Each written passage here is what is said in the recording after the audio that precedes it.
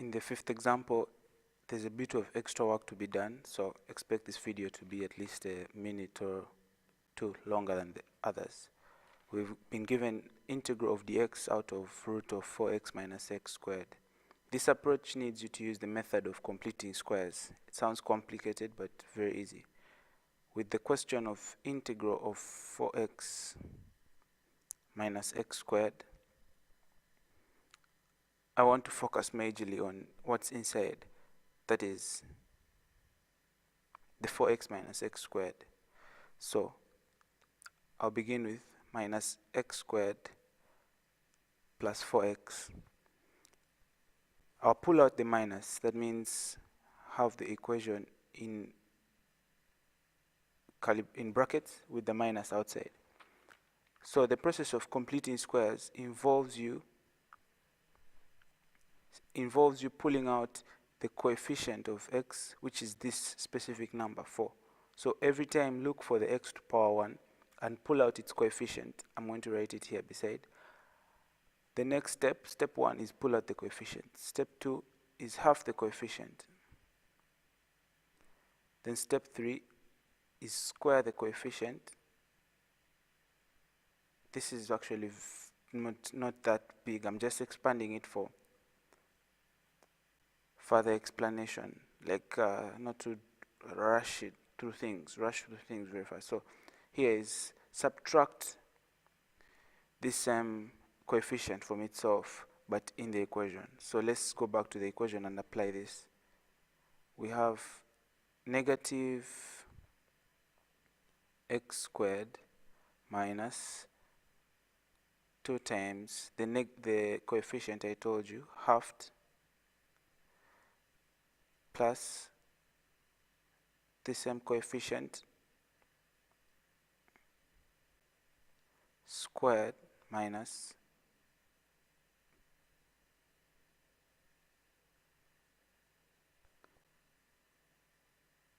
So look at this equation.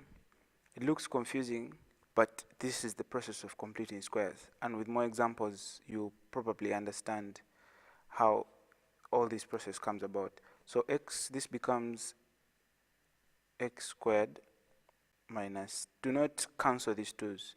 Leave them the way they are because they are like a gateway to you applying the process of completing squares. So at this point, this 2 can only be crossed with this 4 to give you the answer 2. So this is 2 times 2x plus, same thing, this and this, to give you negative 2 squared minus negative 2 squared. All this is in the brackets of the negative.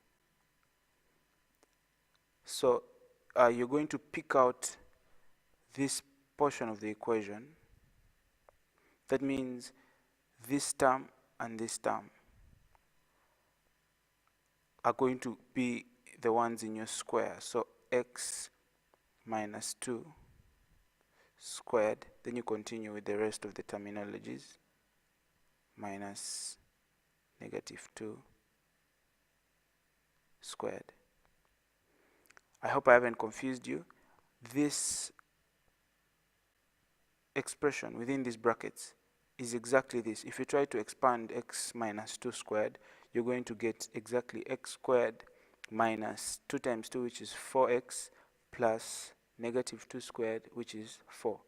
So that's what completing squares is it's introducing an innocent term, which is the negative 2 squared minus negative 2 squared, in order to help you get a perfect square of x minus 2. So you're going to continue. So to have negative, bigger brackets, negative x minus 2 squared minus the negative 2 squared becomes 4.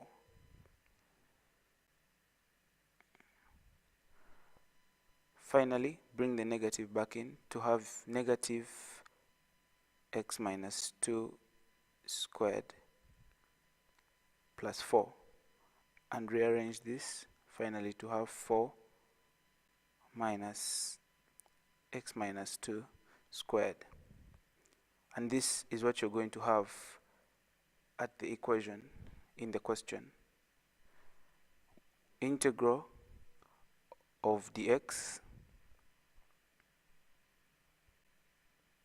square root of, remember, the square root still exists. We only took the terms. I didn't want to write it because it would be really compact.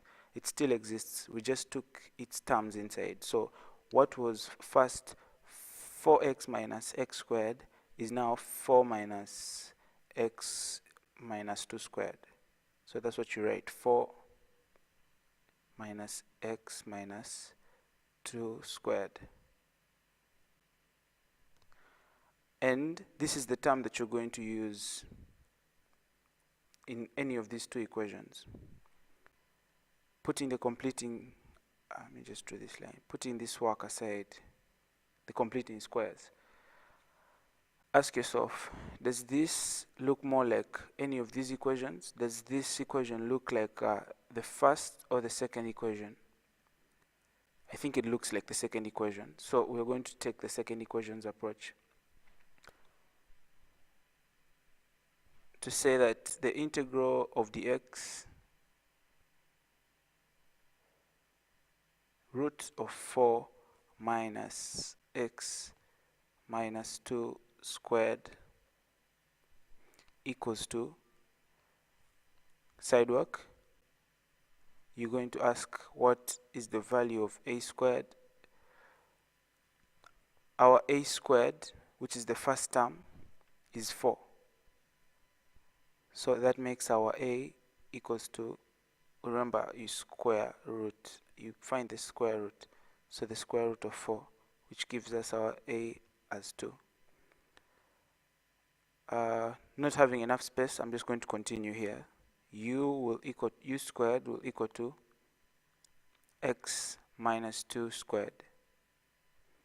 Finding the square root, our u will finally equal to x minus 2. Further, our du will equal to dx once differentiated. So we're going to come back to the equation. The integral of du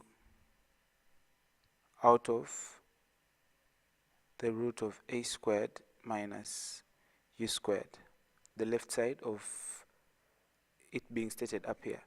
So that means everything will equal to sine inverse of what was our u, x minus 2 out of a, which is 2, plus c. And this is your answer.